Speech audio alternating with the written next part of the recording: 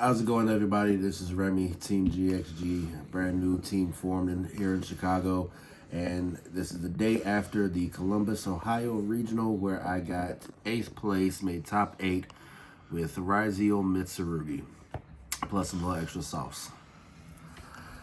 So, for the main deck, we start off with the Ryzeal packet, or the Ryzeal core, 3 EXT, 2 ice, 1 sword, 1 node, 1 cross, 1 plug-in, and of course, triple bonfire to get it all started. Pretty standard Ryzeal core. The plug-in is something I've been testing, and it actually worked out amazing on the Mitsurugi side of things. I've all said that car was a brick, but it worked out for this nigga. It worked so much. I can't count how many times my Feral Imps got impermed, ashed, distributed off with ice, plugging it back, giving it material, and keep the party going. For the Mitsurugi package, 2 Saji, 1 Kusanagi, 1 Night Sword Serpent, double Amino, 1 Futsu, 2 Prayers, 2 Ritual, and 1 Purification. Purification definitely is a side out if you're going second card. A lot of other lists I've seen doing triple prayers, triple ritual. For the grind game, sure, but honestly, most games don't last that long. 2 and 2, in my opinion, is good enough since Kusanagi can recycle any of these back. Honestly, Mitsurugi, TCG exclusive, OP. Just way too OP.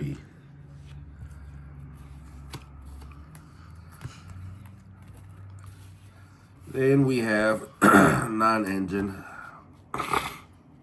So we've got 2 talents, 2 thrusts, my personal spice of the deck, 2 super poly. Super poly go burr. That's all I can really say. As long as you have targets for Malice matchup, Mirror matchup, Mermail, whatever it may be, super poly comes in clutch. It is like, especially against the Malice matchup, it has gotten me out of some hairy situations that won games, because once you super poly 2 of the girls while they're trying to set up board that have already used their special summon back from banish effects, it kind of just puts them in a position where they're almost dead at that point. Unless they play me. 1 called by. That's the non-engine spell lineup. Called by is called by. We all know what it does. Bring called by back to 2. You asked me too if you should keep the super polys in. I almost told you to take them out, but I said play your own spice. And my spice worked for me yesterday. Then we've got the hand traps, 2 Nib, 2 Droll, 2 Veiler, triple Imperm. Imperm helps a lot in game 1s, and I often side it out going first in either games 2 or 3 for cards in that I will show soon in the side deck. Now for the extra deck. 1 Haggard, it's a reptile, banish it for attack modulation, get the draw, get extra pluses, keep going. 1 Dugaris, just in case you have to burn the normal summon before you can normal summon Saji to get its search off. Pitch Saji, go Dugaris, special summon it from grave, keep it going. Abyss Dweller, honestly, I did not have a lot of matchups where Abyss Dweller came into play for me yesterday. But in playtesting, there are decks out there, including White Forest, where Abyss Dweller hurts their plays. Exciton, 1 Imps. Again, Imps is the searcher that keeps the Mitsurugi line going. Double Eclipse. Broken Super. That's all I can say. Double Duo Drive. Double Detonator, 1 Aggregator, and then the super poly targets, 1 Garura, 1 Earth Golem at Ignister for the Malice matchup, and Starving Venom again. Malice matchup, anything that has same typing matchups. And it works. Or at least it did for me yesterday. I wonder how many people were playing Eclipse Twins correctly, because I know all the Ryzeal matchups I played against, I've only seen 1 Eclipse Twins and it never resolved. I've always stopped it, but I mean, still, I just only seen 1 Twins. Made me wonder if people built that correctly. Oh, I used both twins in at least 90% of my matchups yesterday. So now for the side deck. So like I said, Imperms going first, games 2 or 3.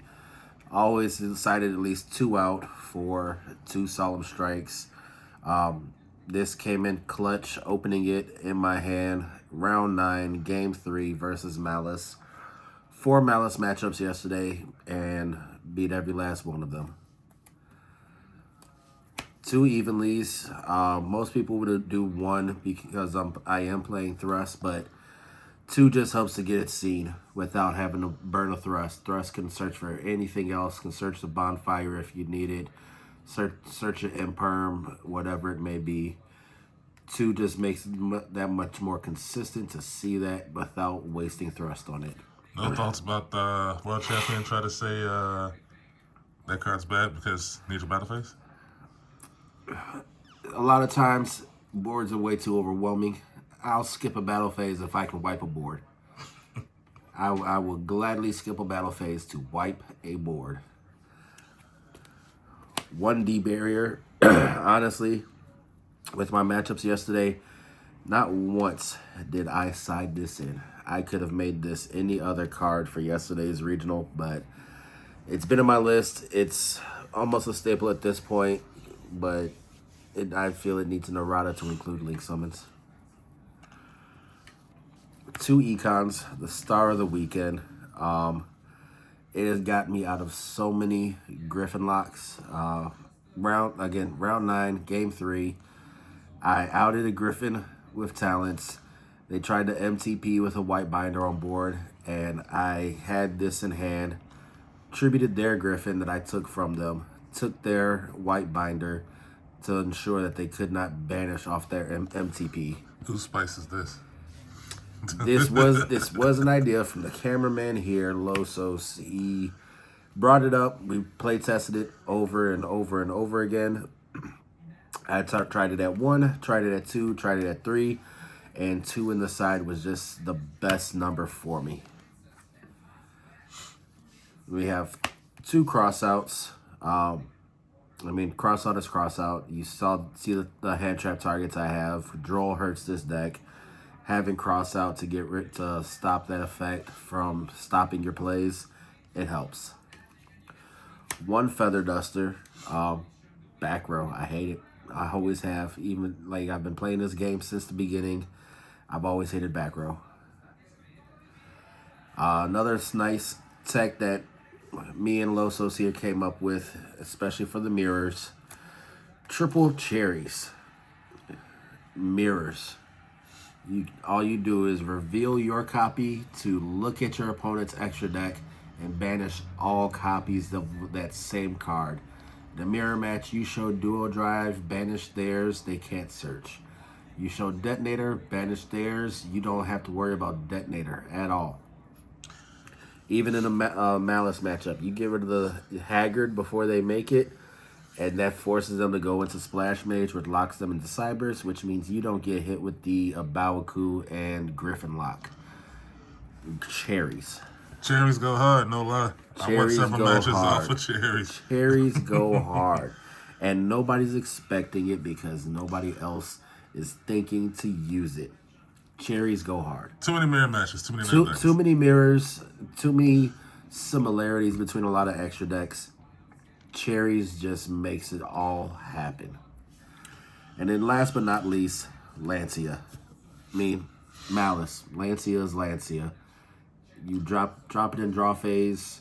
They have to adjust every single play that they possibly have in their hand, and it hurts. They can maybe set the traps if they open them, but you don't have to worry about the banish recursion. You don't have to worry about Bystials. You don't have to worry about all their...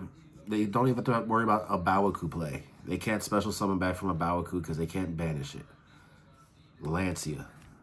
That's all I can say. But this was my Ryzeal Mitsurugi deck.